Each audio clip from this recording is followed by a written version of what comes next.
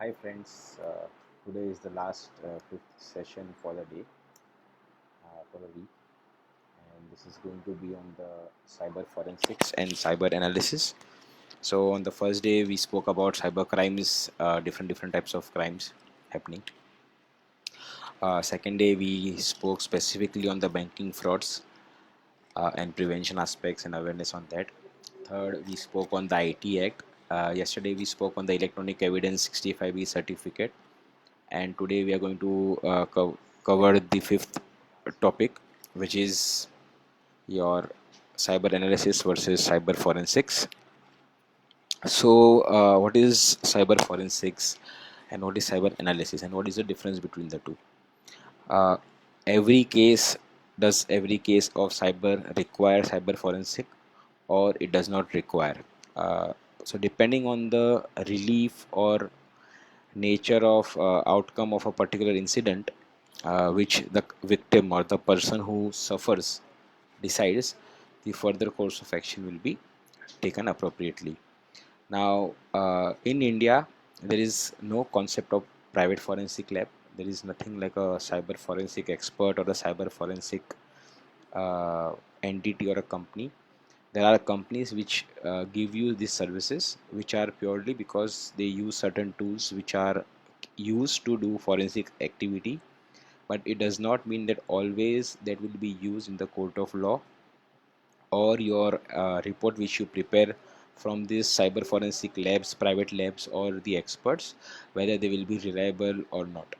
So there is no stop or any prohibition for not doing this activity privately, but always in a case if it is a criminal offense and a criminal matter, then the state or central government forensic labs, they have experts in their department which gives the analysis of the evidence which is submitted to them, and that's how that based on the findings of that, the outcome of the case will be decided in the court of law.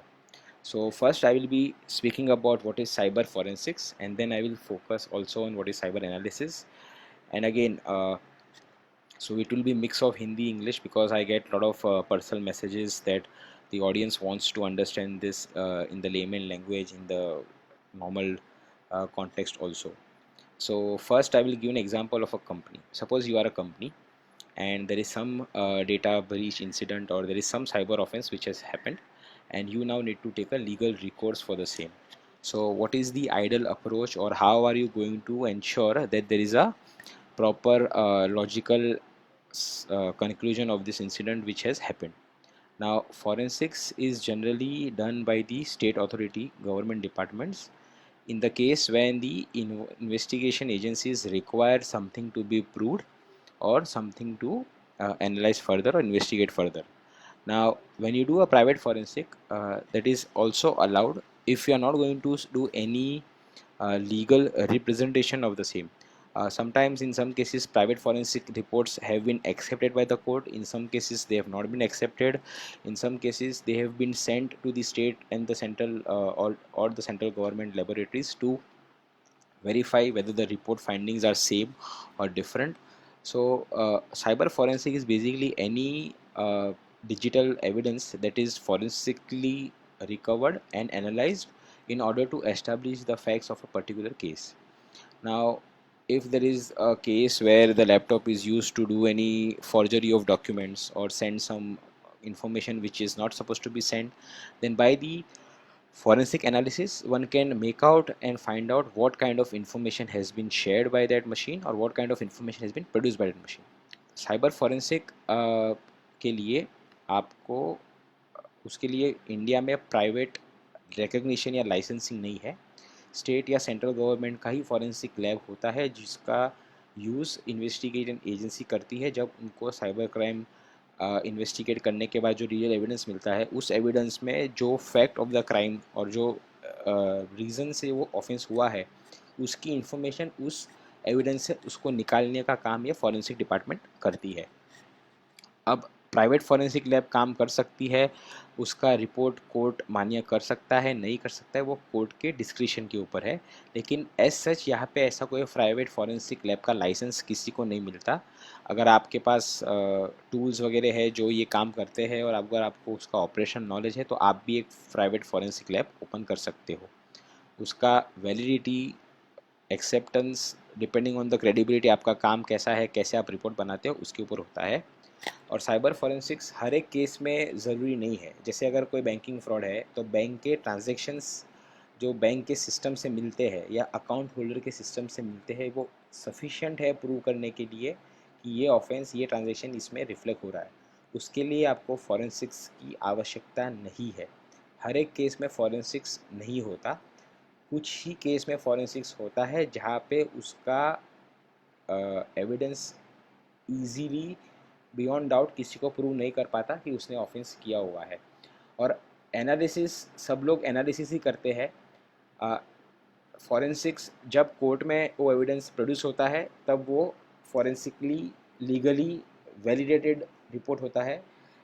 In general सब private और otherwise सब analyst होते हैं जो analysis करते हैं जो भी डेटा उनके पास आता है उसका। So by default everybody is a cyber analyst or they do analysis job. They are not forensic experts or forensic people who do forensic work. Forensic may or may not involve recreation of data or retrieving of data. It depends, but that's how it is. And what happens in cyber forensics domain? So whenever the police does investigation and they find out the accused who has done the something wrong, they will find and they will try to recover the electronic devices used by those people who have done this offense. Now once the devices are found, then they will try to find out the relevant fact of the case. Just say for example, somebody has done an online transfer. Now online transfer of money can be done by two or three ways. First is using the mobile, second is using the laptop of the individual, or third by the bank. So each transaction gets a specific recognition. If I do a transaction from my mobile phone, it will have some different code. If I do it from my net banking, it will have a different code. If the bank does it on my instructions and my behalf by me visiting the branch, then they will keep the record for that particular transaction also.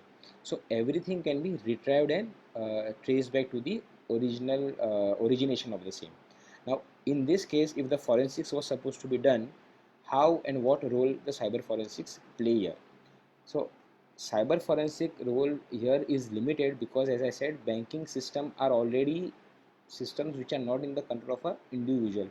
It is maintained by the banks at a server level where there is enough protection as to nobody can tamper the data. So the logs from the server itself sufficiently proves that the connection and the transaction has performed. But if this was not a bank case and it was some different case, like somebody sends a threatening email or somebody sends a morphed photograph with some obscene content to someone through a computer. Now whether this photograph exists in the computer or not, to find out this you require cyber forensic, because that will help to recreate or reproduce the data which is either deleted, or if not deleted then where it is in the location of the hard disk, when was it created, when was it uploaded, what websites and browsers were seen, those can be also checked from the archive. So basically computer forensics is the recovery of data in a way which is acceptable in the court of law. There are people who say that we do data recovery, there are people who say that we do cyber forensics. Now data recovery is different, cyber forensics is different.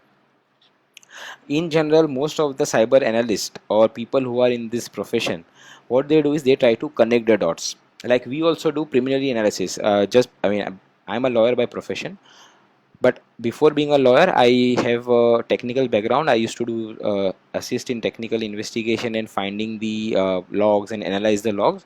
So what we used to do is, whoever is the victim, the one who is the complainant, his or her computer we used to check the various security configuration settings whether they are there or not. If they are there and then there is a issue, then how and why, what went wrong, and if they are not there, then how did the person who tried to do something wrong committed that particular offense. So what we do is we do a preliminary analysis. Now for this there is no qualification, there is no certification, there is no requirement. What we do, we go, suppose it's an email case, so then we check the email, their settings, their configuration, their last active sessions, what all devices the email is configured, and then we try to find out from where the possible email could have been misused, or from where the data can be sent by someone. There are also softwares which are used to send emails without the password. Now if such is the case, then the email header plays a very important role to analyze the data, the source of the email. So this analysis of email header is not a forensic procedure. It is already there in the email. Every email comes with a header. So it's like a signature. It's a root path. If I send an email, say from Bombay to one of you in Bombay only, it does not mean it will only come from Bombay server to Bombay server. It could travel through US server to Japan server to Singapore server, and then you receive it. So in analysis, what we do, we try to find out the root of this email originator, and then we try to logically find out the way in which this particular incident would have been conducted. Now in the case of cyber forensics, this email which is on the server, the forensic doesn't happen, because emails are on the server where the control is not with the individual. So you only can do is email analysis or email header analysis. You can't do a forensics of an email. Forensics of an email can be done if you configure your email in the computer. जैसे अगर आप Microsoft outlook office या Thunderbird या Apple mail या ऐसा कोई software use करते हो, और ईमेल उस सॉफ्टवेयर में डाउनलोड करने के बाद उसका यूज़ करके आप ईमेल भेजते हो, तो ईमेल फॉरेंसिक्स इस एप्लीकेशन और उसके अंदर के जो ईमेल्स है उसका हो सकता है, not of the server. So email forensic is possible if it is downloaded from the server, stored in the computer, and then you try to analyze or recover the data or connect the dots, but not on the live server. So live server forensics is not possible, but if the email is configured on the machine or the mobile phone, then the forensic is possible, because that will help us to find out when the email was configured, whether the email was sent from mobile phone or not, or it was sent from the computer or not. So you can have your email configured on your mobile phone, you can have your email configured on the computer, you can have the email configured on the Outlook which is on the computer. So browser based, mobile based, and third party, these Outlook applications. So you can send the emails from these three aspects. Now forensics can only be done if the email is being sent from the computer software like Outlook or Thunderbird, but email forensic cannot be done for web browser, because when you are accessing your email from the web browser, you are actually using your email on the server where it is hosted. In the mobile phone, yes, email can be forensically analyzed, because email may be deleted, email may be generated from the mobile phone. So mobile phone data which is deleted can be recovered or retrieved, and that's where forensic comes into picture. And cyber analysis is by default the base for which a forensic professional would do the activity. So you at when an electronic evidence is with you, you are at the best in a position to analyze it, see the details, chronology of the events and sequences, how it has happened, what has gone behind it, under the procedure, about how it has been made.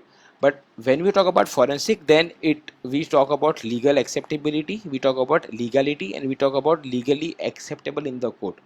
Now the principle under which the judiciary applies is national justice, equal opportunity, and the criminal law jurisprudence says that no, even if a person who has done something wrong is not punished or is convicted, but not a innocent person should be ever punished for a crime or offense which he or she has not done. So because of this, there is always a leniency on the criminal proceedings in the court, where the prosecution, that is the police investigation officer as well as the complainant, who is the first witness of the offense, they have to prove beyond doubt that the person has done something wrong under the law, and they will have to substantiate it. So they have to give evidence for it, they have to give all the proof. So the burden of proof is on the person who asserts, that is court में आपके ऊपर जिम्मेदारी है, अगर आप किसी के ऊपर एलिगेशन लगाते हो तो आपको प्रूव करना एलिगेशन, ना कि उनको कि वो उस एलिगेशन में है या नहीं. तो जो एलिगेशन करेगा या एलिज करता है कि मैंने ये इस आदमी ने ऐसा ऐसा किया, तो आपको वो प्रूव करना है, ना कि उनको कि उसने वो नहीं किया। तो ये क्रिमिनल प्रोसीडिंग की बात है। सिविल में जब अगर किसी मिस अप्रोप्रिएशन ऑफ अकाउंट्स की हम बात करें, या कोई अकाउंट रिलेटेड फ्रॉड हो रहा है, या कोई कंपनी में डेटाबेस की चोरी हो रही है, तो अगर आपको एफआईआर नहीं करनी, पुलिस कंप्लेंट नहीं करनी, सामने वाले बंदे को अरेस्ट नहीं करवाना, तो आप इंटरनल फॉरेंसिक इन्वेस्टिगेशन या एनालिसिस करके, उसका फाइंडिंग करके आप उस पर एक्शन ले सकते हो, उसका जॉब टर्मिनेट करा सकते हो, और जो एक्शन आपके कंपनी के पॉलिसी के हिसाब से वो आप ले सकते हो। तो इसके लिए प्राइवेट फॉरेंसिक या प्राइवेट एनालिसिस का जो काम करते हो, तो आपको कोई कोर्ट की परमिशन नहीं लगती। हाँ, बट ये ध्यान में रखना है कि आपका जो डेटा एनालाइज होने वाला है इस एक्टिविटी के बीच में, वो टेम्पर्ड ना हो, क्योंकि कल को अगर इसको क्रिमिनल केस में कन्वर्ट करना है या क्रिमिनल कंप्लेंट आपको उसके अगेंस्ट में करनी है, तो फॉरेंसिकली उसका डेटा रिट्राइव हो सके, उसका डेटा प्रिजर्व हो सके, उसका डेटा एनालाइज हो सके, ये आपको प्रिकॉशंस लेने हैं।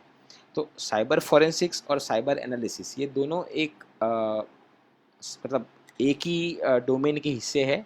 हर एक साइबर एनालिस्ट साइबर फॉरेंसिक नहीं कर सकता, बट हर एक cyber forensic activity cyber analysis उसमें इन्वॉल्व होती ही है, क्योंकि विदाउट एनालिसिस आप कोई कंक्लूजन पे नहीं डाल सकते, आप कोई इंफॉर्मेशन प्रोसेस नहीं कर सकते हो।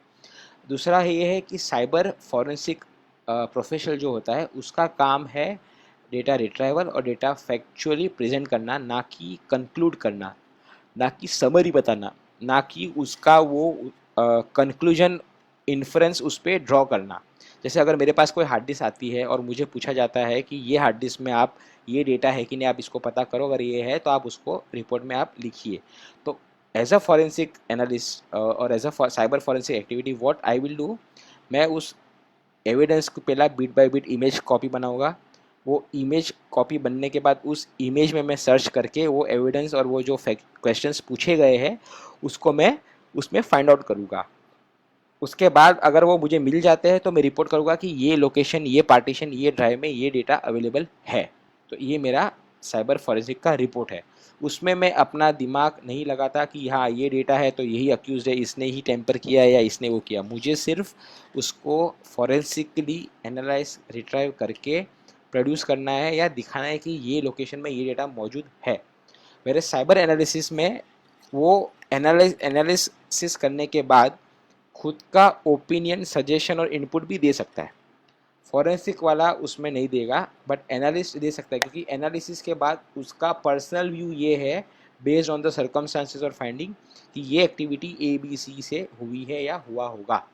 तो उसलिए एनालिस्ट जब होगा तो वो उसको कंक्लूड करेगा, उसका समराइजेशन भी करेगा, बट साइबर फॉरेंसिक उसको नहीं करेगा।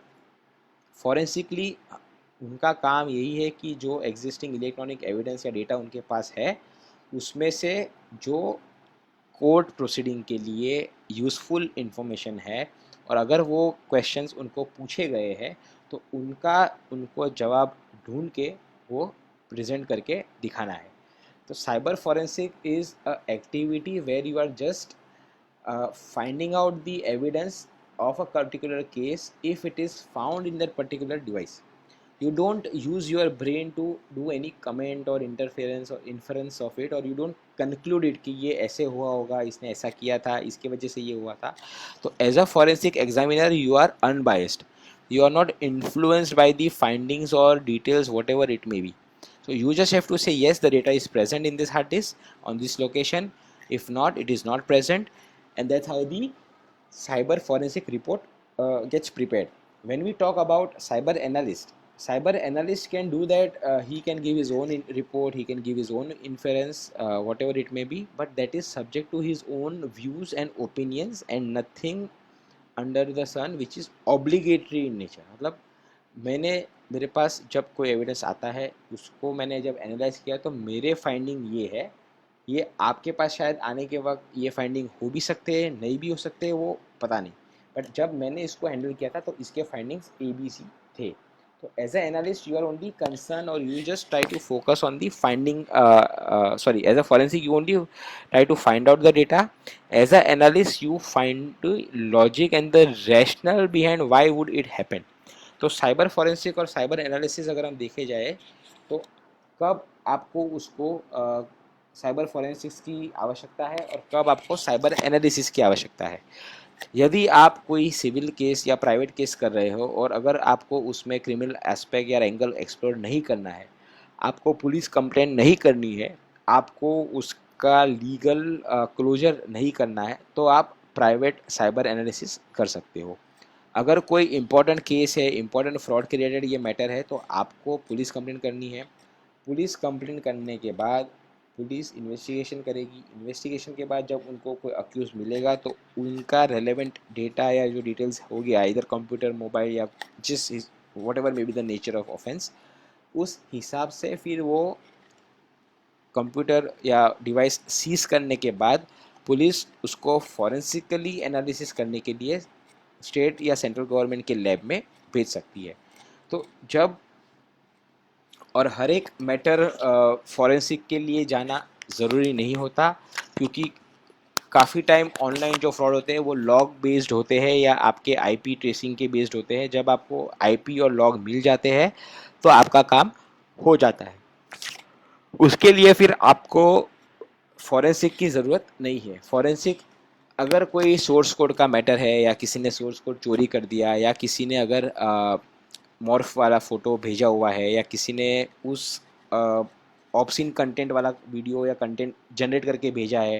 कई बार ये यूट्यूब पे, ट्विटर पे हम देखते हैं लोग बहुत सारे हेट स्पीच बनाते हैं, फेक वीडियोस बनाते हैं।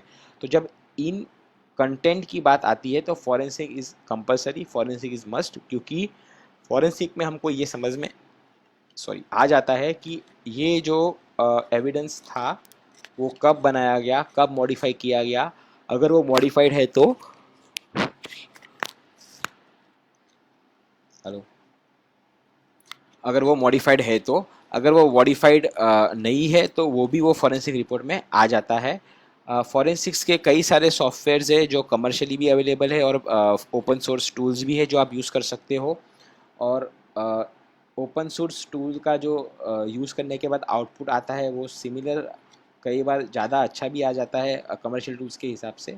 लेकिन ऐसा कोई उसमें कैपिंग नहीं है कि आपको कमर्शियल टूल ही यूज़ करना है, आप ओपन सोर्स यूज़ नहीं कर सकते हो। इनफैक्ट अगर ओपन सोर्स सॉफ्टवेयर यूज़ करते हो तो बहुत अच्छा है, क्योंकि उसका सोर्स कोड भी आपको मिलेगा ऑनलाइन और वो आप कोर्ट में दे सकते हो। क्योंकि कोर्ट में कभी अगर यदि आपने प्रोप्राइटरी सॉफ्टवेयर का कंटेंट या सोर्स कोड मांगा तो वो डिनाई कर सकते हैं कि हम इसको शेयर नहीं करेंगे। तो जब वो शेयर नहीं करते तो उसमें क्रेडिबिलिटी का इश्यू आ जाता है कि वो शेयर क्यों नहीं कर रहे हैं। तो ये भी आपको देखना है कि हर एक मैटर के लिए साइबर फॉरेंसिक ज़रूरी है या साइबर एनालिसिस से अपना काम चल जाएगा। अगर प्राइवेट मैटर है, उसमें कोई लीगल एस्पेक्ट या लीगल एंटिटी या क्रिमिनल एस्पेक्ट नहीं है और आप प्राइवेट में उसको एनालिसिस कराते हो तो ओके, नो प्रॉब्लम। बट अगर आपको लगता है कि ये मैटर आगे जाके कोर्ट प्रोसीडिंग का हिस्सा बन सकता है या लीगली इसका कुछ इन्वॉल्वमेंट हो सकता है, तो I would recommend you to only do it from authorized forensic laboratories of the government, or if you want to do it from a private forensic lab, please take the permission of the court, take the order from the court, so that it is done in a regulated fashion and not that somebody prepares the report and then you find out that whatever efforts has been done are of waste. There is nothing can be done, we cannot use this report also, and we have already wasted time, money, effort, energy, everything in that. So I sometimes like in the last 15 years of my experience and last 8 years in particular with the private independent practice, people come to us by spoiling the cases and matters by getting the analysis done from the rookie or experts which claim them that they are experts, but they just run few tools. After running few tools they give a report which is there. Now that report can either has no head or tail sometimes, and it is very difficult to prove what actually has been done by that person to get or come to that conclusion or retrieve that data. So private forensic I personally don't encourage or suggest unless it is only for internal purpose, wherein no legal aspects either criminal or civil is going to be attracted or opted for by the complainant. In the case when you are as a complainant you are not responsible to do cyber forensics, you just have to go with the factual information what you are facing. it is the duty of the prosecution or the investigation officer. If required, they should do forensics. So complainant does not require to do forensics. We have also got cases where people say अरे हमने complaint की, हमको बोला गया आप cyber forensic report बना के लेके आओ, फिर हम आपका कंप्लेंट आगे बढ़ाएंगे. If the complainant is can afford and willing to do that cyber forensic report, nothing like it. But if he cannot do, the law enforcement cannot insist you to get a forensic report from your end in order to accompany that complaint and do the complaint against somebody in the police station. So no police can ask you to get a cyber forensic report done. The cyber forensic report is the investigate after the investigation is done and the search and seizure of evidence is done. Then forensics comes into picture to analyze and come to a logical conclusion. Till that point in time, forensic does not come into picture. Most of the IT companies and financial services banks, they have this internal forensic team, external forensic vendor who does a lot of data analysis. So they are all actually analysts and not a forensic expert. But even the Evidence Act only defines handwriting expert as an expert, or uh, a doctor in the field of medical science, they are experts.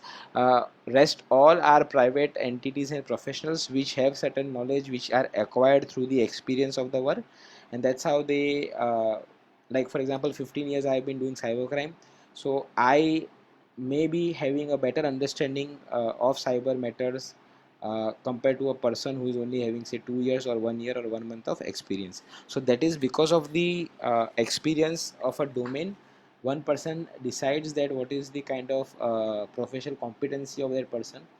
uh, and again I tell you, as a complainant, you are not supposed to do any cyber forensics. You are not expected to do a forensic report and submit to the police station. If you do so, it is okay, there is no harm in it. But the forensics comes only after search and seizure of the evidences. If it is a physical device, then the physical forensics is done. If it is a electronic device or record, then the electronical forensic analysis or search is performed. So these are the ways in which cyber forensic is different from cyber analysis. But often I observe and I find people represent or misinterpret that cyber analysis and cyber forensics are same. Because I mean I don't blame them, because we have very influential serials like CID where we only know one doctor, who is Dr. Salunke, who is a ballistic expert, who is a medical expert, who is a cyber expert. So all experts, one man. I mean everything in one, which is very difficult. Uh, Usually you have specialized people in cyber who understands the technicality. A bit of programming knowledge is required, a bit of data recovery concepts is required, a bit of file system architecture information is required, because each data is stored differently. Each hard disk has its own format of storing the data.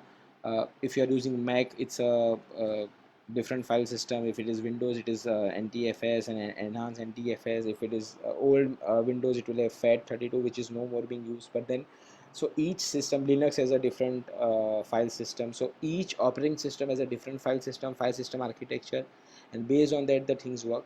So again, to summarize the session, cyber analysis or cyber forensics.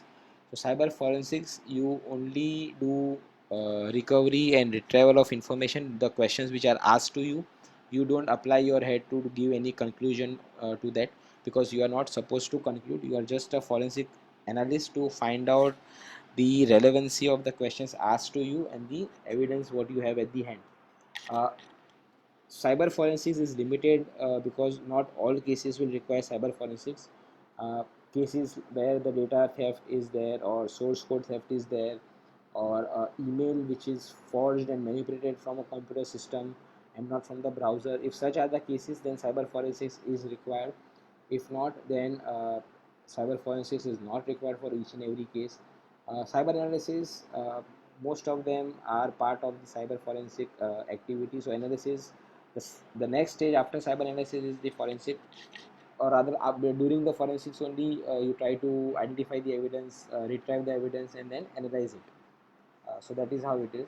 And what we have also seen, which I have seen, is there are private matters in arbitration and cross examination, where a lot of people in private give forensic reports and they are not even qualified or competent to give that.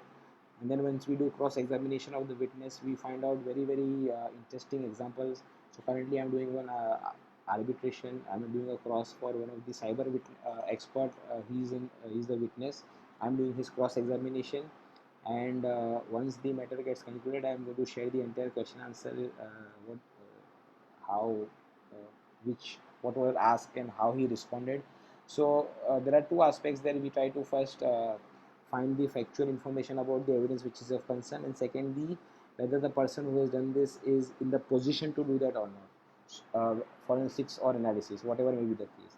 So sometimes because lack of awareness among individuals and people, it's a hearsay. Somebody say नहीं आपको forensic करना है, private forensic report करो, वो court में चलता है.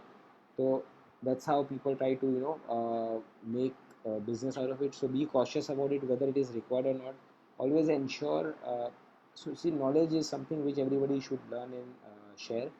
If you are aware, then you can try to avoid yourself from getting involved in such activities which are not authorized and legal. If not, then you will take the services, and at the end of the day you lose your money, because you pay the person to do that work, and that person, whether he is or she is actually capable of doing it or not, is in question. So I sometimes get report to prepare email analysis, so I give a email analysis report.